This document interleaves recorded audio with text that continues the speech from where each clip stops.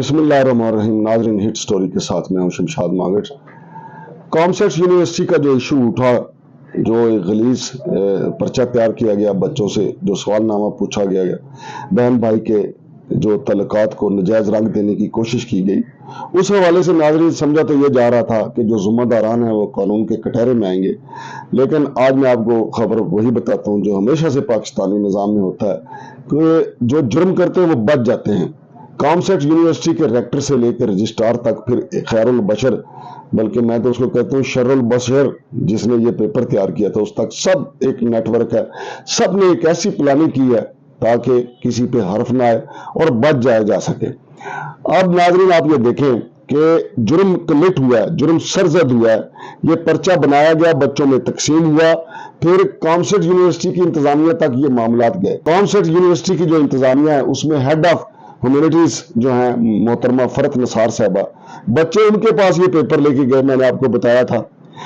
फिर वहां से ये पेपर रजिस्ट्रार डबल प्रोफेसर जो के नाम से जो मशहूर हैं सजाद मदनी साहब, उनके पास ये मामला गया, फिर वहां से होते हुए रेक्टर तक गया।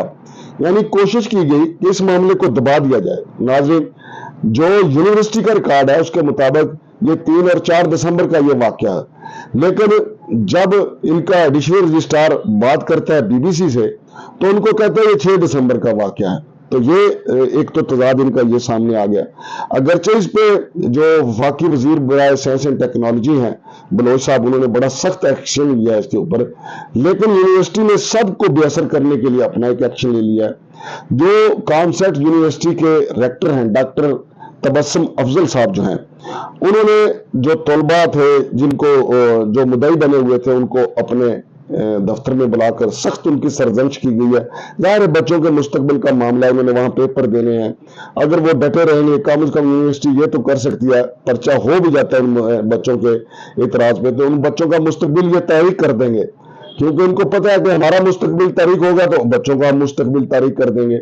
लेकिन कोई फरीक भी इस पर माफी मांगने को तैयार नहीं है, ना ही कानून के कटहरे में जाने के लिए तैयार है। तहरीक लबैक ने अगरचे चक शहजाद थाने के बाहर जो है मुजाहरा करने का ऐलान किया था, उन्होंने मुजाहरा किया भी, लेकिन उसके वो असरात बरामद नहीं हुए जो होने चाहिए थे। अलबत्ता एक दो दफा पुलिस जो है वहां पे गई है, कॉमसेट यूनिवर्सिटी में 2 दिन गई है, और जो ही पुलिस वहां पे पहुंचती है, रेक्टर साहब जो है वो अपनी गाड़ी में बैठ के रफू चक्कर वहां से हो जाते हैं और बाकी अहदेदारान भी वहां से रफू चक्कर हो जाते हैं। इनमें असल किरदार जो है नाज़रीन, जो अब एक नया खेल रचाया जा रहा है।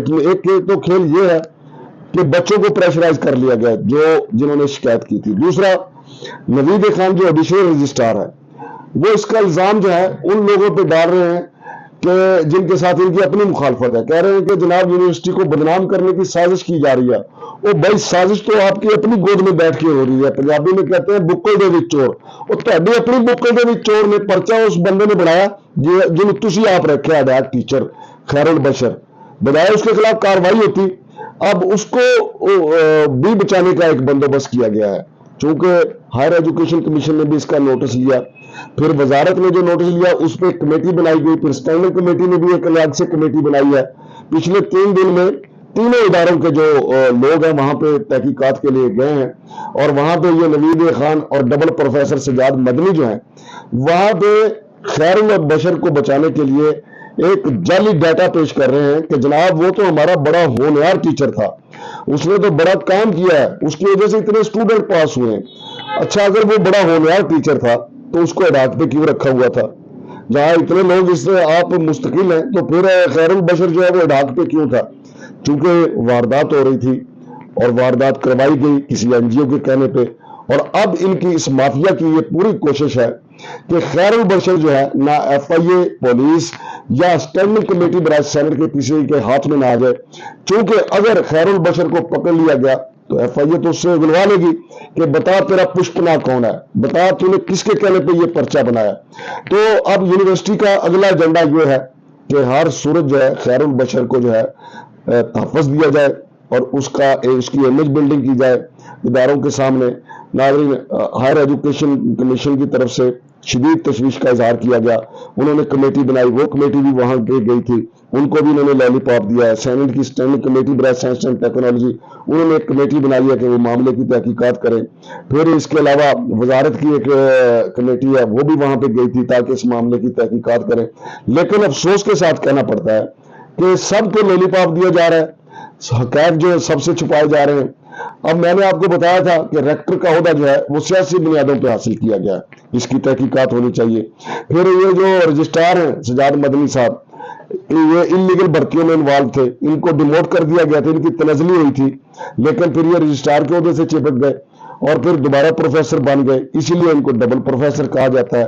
پھر ایڈیشنل رجسٹرار جو ہیں نوید خان, ان کو چاہیے تھا کہ سچ بولیں, لیکن وہ بجائے اس کے کہ وہ ذمہ داروں کو کٹہرے میں لائیں, وہ ادارے کو بچانے کے لیے وہ نوجوانوں کو جنہوں نے شکایت کی تھی ان کو پریشرائز کر رہے ہیں, ان کو پکڑ کے ریکٹر کے دفتر میں جا رہے ہیں.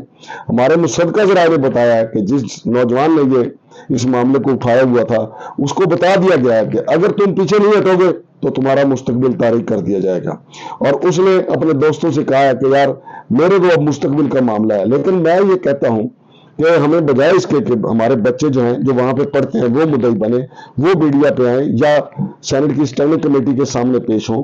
بچوں کے والدین ریکٹر کے پاس بھی تو گئے تھے, اس وقت تو اس نے بات نہیں سنی, اسی رجسٹرار کے پاس گئے تھے, اس وقت تو بات نہیں سنی. تو یہ چونکہ سارا معاملہ اب وقی وزیر جناب بلوچ صاحب کے پاس ہے, بلوچ صاحب کو چاہیے اس معاملے میں خود مدعی بنے, خود پرچہ کروائیں. یا دوسری صورت یہ ہے کہ جماعت اسلامی یا تحریک لبیک والے دھرنا دے, تب جا کے کہیں پرچہ ہوگا. خیر البشر کے پیچھے جو پش پناہ لوگ ہیں, جو گندی سوچ والے ہیں, تب جا کے کہیں بے گناہ ہوں گے. اور ناظرین یہ خوفناک بات یہ ہے کہ جب یہ جرم ہوئی تھے, اور ناظرین خوفناک واردات یہ ہے کہ جب یہ جرم زد ہوا تھا, جب یہ بچوں میں پیپر یہ تقسیم ہوا تھا بہن بھائی کے تعلقات کے حوالے سے جس کو غلط رنگ دیا گیا تھا, تو اس وقت جب بچوں نے اعتراضات کیے تھے تو اس وقت کہا گیا تھا بچوں سے کہ جس کی مرضی ہے وہ پیپر دے, جس کی مرضی ہے پیپر نہ دے. یعنی آوے کا آوا ہی بگڑا ہوا ہے. ناظرین اگر اس کی تحقیقات نہ ہوں تو گندی مچھلیاں کامسٹ یونیورسٹی میں موجود رہیں گی. کامسٹ یونیورسٹی کو کوئی اس کا مخالف بدنام نہیں کر رہا, کامسٹ یونیورسٹی کو اس کی انتظامیہ خود بدنام کر رہی ہے ایک گندی مچھلی کو بچا کے, اور خود گندے ہو رہے ہیں. ان کا اپنا بھی کچا چٹھا باہر آئے گا کہ انہوں نے کیا کیا یہاں پہ دیہڑیاں لگائی ہیں, انہوں نے یہاں پہ کیا کیا وارداتیں کی ہیں, سب کچھ کھل کے سامنے آئے گا. چونکہ ایسا نہیں ہے, قانون نافذ کرنے والے اور بھی ادارے اس پہ کام کر رہے ہیں کہ یہ اصل واردات کیا تھی, خیر البشر کے پیچھے کون تھا, بات کھل جائے گی. وہ خیر البشر کے پیچھے تھا یا ریکٹر کے پیچھے تھا یا میڈم فرت نثار کے پیچھے تھا یا ڈبل پروفیسر کے پیچھے تھا یا نوید احمد خان کے پیچھے تھا, یہ بات کھل جائے گی.